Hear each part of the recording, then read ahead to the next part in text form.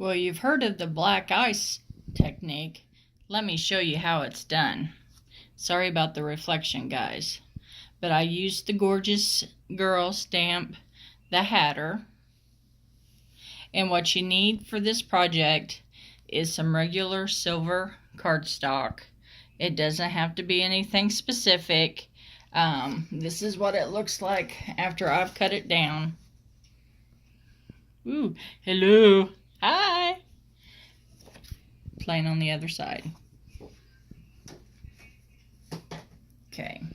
And then you will need archival ink. I just happen to have the small cube of it, okay? So you will need to use it for the stamping and also the edging as well.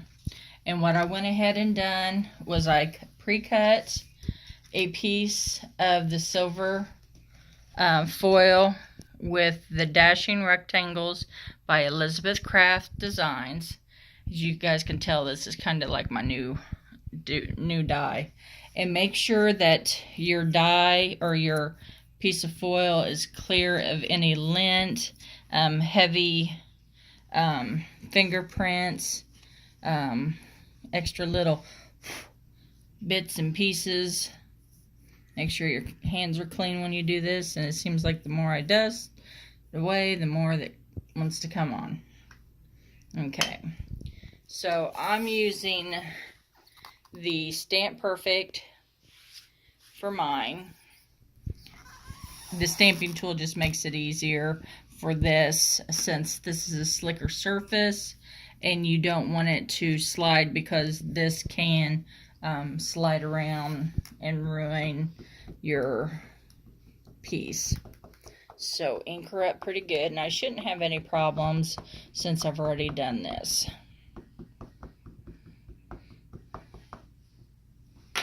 Oh, hey, face down on your table. Score!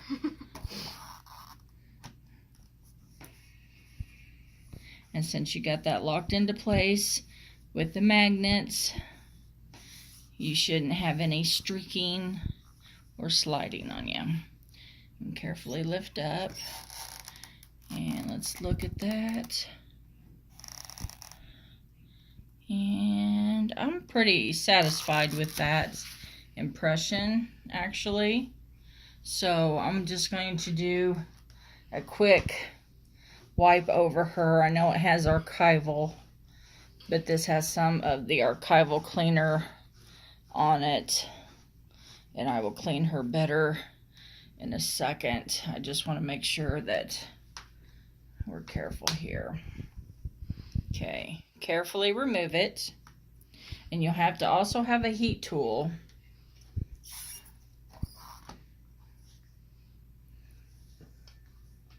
Okay, and I'm just gonna slide. See, I always keep my dirty little rag on my lap. My heat tool over here, and kind of get it warmed up ahead of time.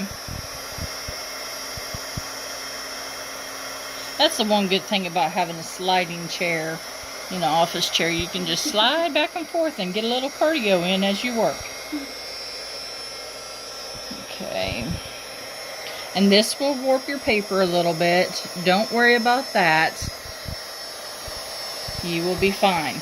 Now, even after you dry it, I found that it still remains a little tacky and can smear on you a little bit. So, if you do smear it a little bit, don't worry. You're wanting it to look old and vintage anyway, so it's no big deal. Don't stress about it. So, let's see here. Maybe heat it from the back too. Watch your positioning, keeping your tool moving at all times.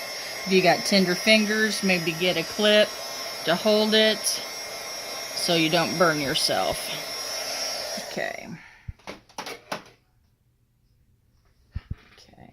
And then I just kind of shape it back in position and slide over.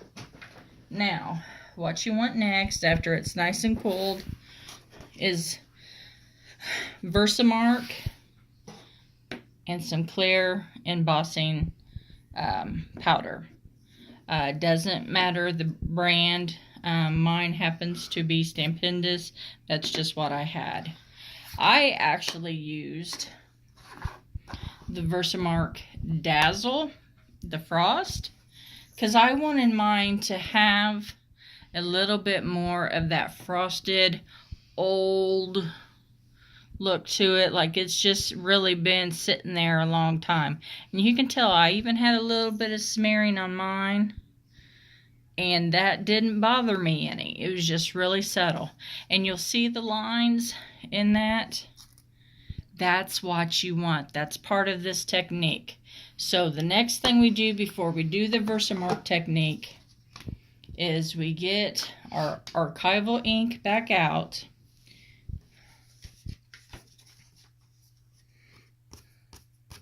Make sure it's still clean.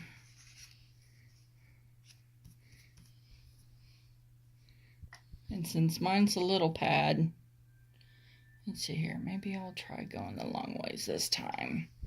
It don't take as long.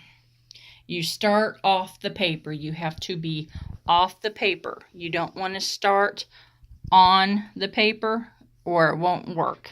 So you'll see that I have contact, okay, and then you slide. You see that? And you get some of that black. Then you slide that down a little bit. And make sure you have firm pressure. Start off the paper again. And you slide. See how that's looking?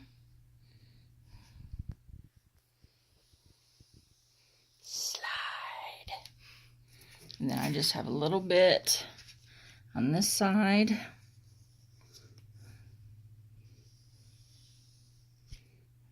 Okay. And the more pressure you have, the more mark that it will leave. Okay. Then you turn your paper around. Okay. And you want to have a scrap piece of paper here. You don't want to get too much on your hands. Ha ha, right? That's a sign of a fun crafter, right? You're wearing your work. Or that's what I tell myself. Okay, so you start off the paper again, and you pull. Pull. Pull. And then when you get to the very end, make sure you hold it. Pick off your cat's hair. Yeah. And pull. So this is what you got. You put the cap back on that because we don't want our ink to dry out. So carefully pick it up. And that's what we got. Can you see that okay? Alrighty. So now we got to come back over again and heat it again just for a few seconds. Now there's no way around, even though you've dried this, your Versamark ink pad is gonna get a little bit of black on it. So that's why I use my Dazzle Frost, because I didn't want to get my good one all inky with black. I like to keep my ink pads as pristine as possible if I can.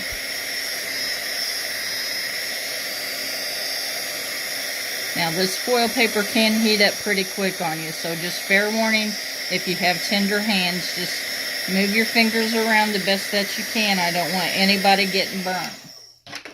Okay. I'll carefully move that so nothing over here can get cooked. Okay. So once that's pretty much cool to the touch, watch your fingerprints, because you will see right here where I pushed on it, it leaves a little bit. You can wipe it away sometimes. You can leave your fingerprint in this. You don't want to do that.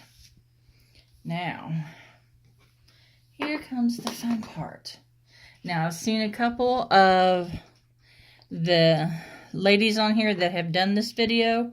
They really like the lines. Now, look here. This is what I was talking about. This is what it's going to do to your pad. If this is going to bother you, go get a new one and use the old one for this. And keep the new one clean. See my Versamark? I've had this for over 5-6 years. It's pretty clean. I didn't want to... It's an OCD thing. Overlook it. So I didn't mind doing it with the frost on one side. So what you do is you start off the paper. Let me get my scrap piece again. Now you can go short strokes, at an angle, do whatever you want, because the more you do it, the more texture. You see that on there, the texture? The more texture you're going to have, guys. So let's see here. Let me get a little playful with this. Drag it. Go over it again. Do some lines. Pull. Now this is going to be a little hard to pull.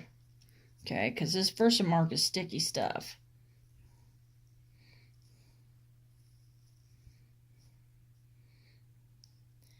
See, go at an angle. See what a little bit of wave does in there. Worst thing, we don't like it, we never do it again. Pull. See, this is, it gets harder on this side to grip it. Let me turn it where I can get it a little better. Sorry, guys. This is more for me getting a good anchor on it.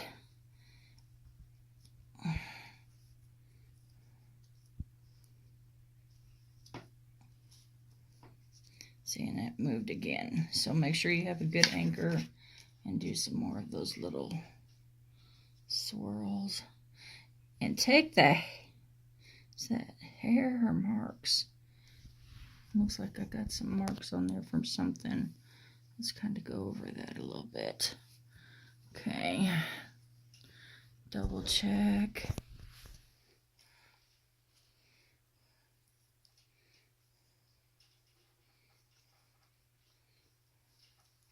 And yeah, the lines are coming from me. Okay, that's...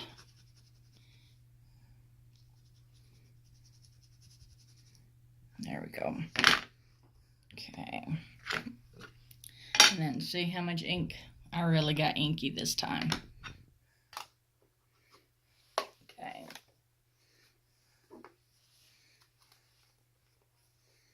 Put that down before I end up wearing it.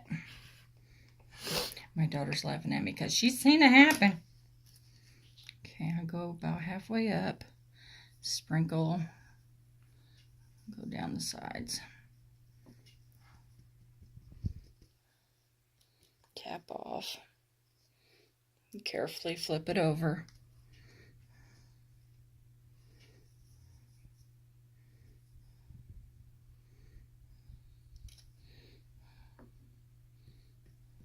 Tap it off the best you can.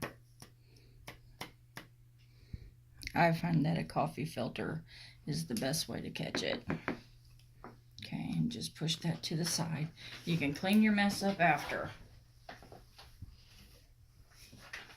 Now this thing's pretty toasty still, so really watch your fingers at this point. And this is where you got to really watch it since it's clear. You got to kind of watch it on the paper. See it? It's transforming. Can you see that?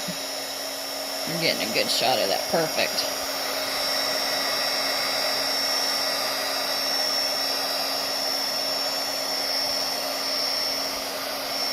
There, we're starting to get some texture and bubbling up. Woo, that's warm.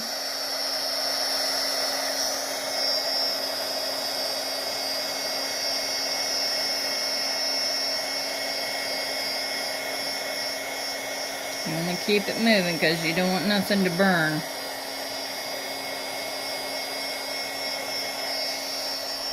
This one got a little smoother. I was hoping to have some more texture in this one. So, you know, it's trial and error. This is only the second time I've done it, guys. So, stay. Talk to your equipment. It talks back.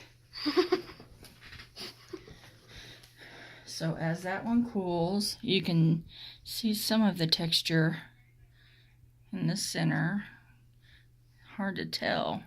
There's some bubbling and anyway, my first one. It's always the first one turns out better. But anyway, don't be afraid to experiment a little bit with it and see what you get. But anyway, after it cools for you, then take the backing of your choice, and I used the larger die from the dashing rectangles, and then I got a nice piece of burgundy cardstock, and there you go. There is your Black Eyes card. Everybody have a great week. Happy crafting.